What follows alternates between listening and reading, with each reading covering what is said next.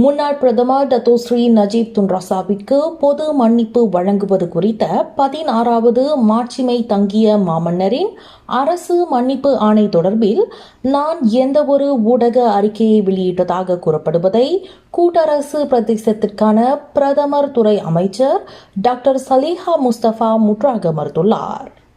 பரவலாக பகிரப்பட்ட அந்த ஊடக அறிக்கை போலியானது என்றும் தாம் அதனை ஒருபோதும் வெளியிட்டதில்லை என்றும் இன்று தமது அதிகாரப்பூர்வ சமூக வலைதளத்தில் அவர் குறிப்பிட்டுள்ளார்.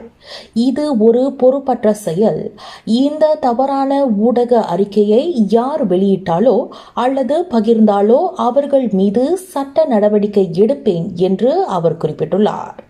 இதனிடையே அரசு மன்னிப்பு ஆணை தொடர்பில் மன்னிப்பு வாரிய உறுப்பினரான டாக்டர் சலிஹாவிடம் வினவப்பட்ட போது அவர் எதற்குமே பதிலளிக்க மறுத்து மௌனம் சாதித்ததாகவும் மேலும் தகவல் கூறப்பட்டது.